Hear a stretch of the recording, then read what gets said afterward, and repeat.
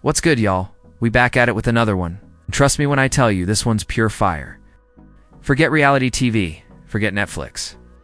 Forget whatever chaos Elon Musk got cooking online this week, because nothing's touching the soap. Opera coming out of Dalton, Illinois, and the star of the show? None other than Tiffany Henyard. Now, before we dive too deep into this train wreck, let's start with the plot twist nobody saw coming. Tiffany out here hustling a book. Yeah, you heard me. She dropped a book. But this ain't no ordinary book.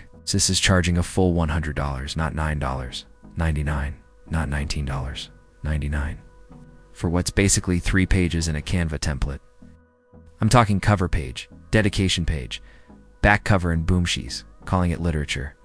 But here's the kicker.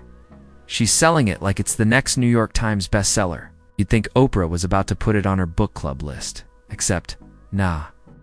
The reality is, this book is nothing but a cash grab. Why? Because Tiffany is broke, and I mean flat broke. Remember, she got booted from every single position she had? No township supervisor check? No mayor's salary? No perks? Hey. This woman went from pulling in nearly $300,000 a year to straight up zero. That's like going from popping bottles at the club every weekend to trying to stretch. A $2 for $3 Arizona tea special at the corner store. Hard times hit fast. So now, this $100 book, that's her survival hustle. She knows the walls are closing in. She knows jail might be in her future. So she's stacking commissary money while she still can. And of course, she hopped online claiming it sold out. Girl, please. Nobody buying that. Odds are she ordered a few herself. Just a fake. Demand. Print 3 copies by those same 3, and boom, sold out. We see the play. Ma'am, nobody's falling for that scam. But before we drag her too hard, let me pause to salute the real people in the city. The folks pushing fashion, culture, small business, the people grinding for real. Y'all already know who you are. It's bigger than clothing hits. Movement. Respect to those holding it down the right way. Now, let's swing it back to Tiffany, because this circus act just gets wilder by the minute. In the span of just 2 days, Tiffany stacked up not 1, not 2, but somewhere between 5 and 10 lawsuits. That's not a docket, that's a rap sheet. At this point, the Cook County Courthouse needs a whole new wing just for her cases. So let's break it down. Lawsuit number 1. The firefighters clap back. First up, the Dalton Professional Firefighters Association. If you've been paying attention, you know this story's a mess. A squad of firefighters pulled up to a village meeting like, yo, we're not getting paid right. Money was getting taken out of their checks, but it wasn't. Showing up in their retirement funds, insurance premiums weren't being paid. Claims were being denied. Coverage was lapsing. Straight chaos. Yes. They kept asking, where's the money going? And all they got was silence. So, they did what anybody tired of being played does. They filed a lawsuit. Adam Farrerk, a 10-year vet and union rep, stepped up. He said most of the crew was too scared to speak out because Tiffany's known for retaliation. But even with that fear, they couldn't sit quiet anymore. Their retirement. Deductions weren't hitting. Their health coverage was shot. Their futures were being sabotaged. And honestly, are we shocked? This has been Tiffany's whole playbook. Step into office, spend wildly, dodge accountability. She treats taxpayer money like it's prize money. On a game show, one day she dropped nearly $50,000 on Amazon. It's like, what are you even buying, Tiffany? Do they got a luxury lace front subscription box we don't know about? Lawsuit number 2. David Duval strikes back. Next up. David Duval, if the name rings a bell. That's because he used to be head of the fire department's union until Tiffany decided he had to go. She kicked him out, played dirty, and now he's suing. And get this. His case is set for July 1st. The exact same day as the firefighters' lawsuit. That means Tiffany's got to juggle 2 separate cases on the same day. Imagine showing up to one courtroom, getting roasted, then jogging across the hall to get roasted again. That's chaos. Lawsuit number 3. Edgar County Watchdogs. And just when. You think it can't get messy? Enter the Edgar County Watchdogs. They filed their lawsuit because Tiffany's administration straight up ignored Freedom of Information Act requests.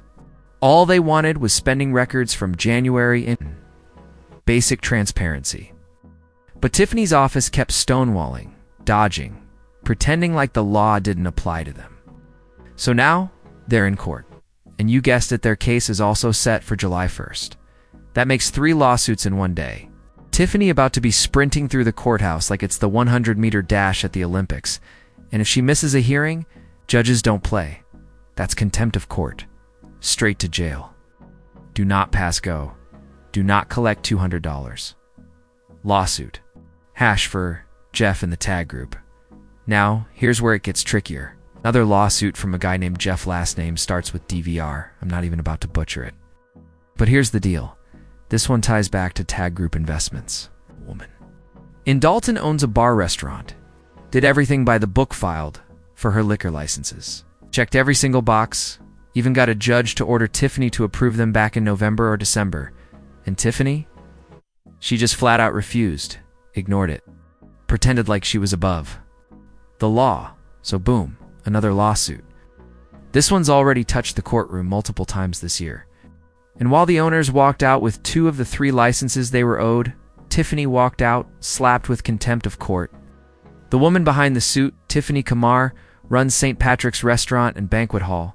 She should have had those licenses months ago. Instead, the judge had to give Tiffany a hard deadline. Signed by 5 p.m. Thursday. Did she? Of course not.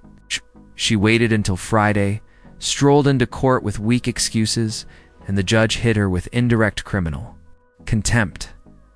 Now, she didn't get cuffed that day, but let's be clear. The warning was loud and clear. Keep playing, and next time you're leaving in handcuffs. Why this matters, and this right here, is why checks and balances matter. Tiffany was both mayor and liquor commissioner at the same time. That's like being the referee and the star player in the same game. If she didn't like you, your business was dead. No appeal, no oversight, just Tiffany's ego calling the shots. It ain't new either, it's Illinois. Corruption is practically a state tradition.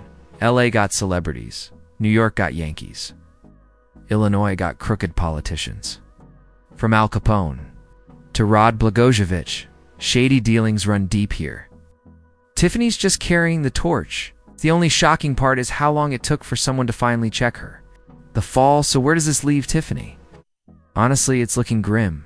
This isn't a slap on the wrist, it's a storm. She built it herself. She disrespected people. She abused her power. Burned through taxpayer money like it was confetti, and now every dirty move is catching up with her at once. She better start preparing. Take out the weave. Forget the VIP perks. Start doing push-ups. Because where she's headed, it ain't cute. It's cold. It's rough. It's real. She won't be in charge anymore. She won't be barking orders. And truth be told, I don't think she's built for what's coming. Without the title in front of her name, without the power and perks, she's just another person in line waiting for consequences. Closing, so yeah. Tiffany, this disaster, it's yours. You built it, you fooled it, and now it's collapsing fast. Anyway, that's all I got for now. Y'all already know the drill. Smash that like button, hit subscribe, and drop a comment with your thoughts. What stories y'all want me to cover next? I read them all. I respond for real. Stay safe, stay sharp. And remember, the streets are always watching. Always. Oh, and one last thing. Support your people. Keep it solid. Stay loyal. Stay real, neighborhood. Real neighborhood.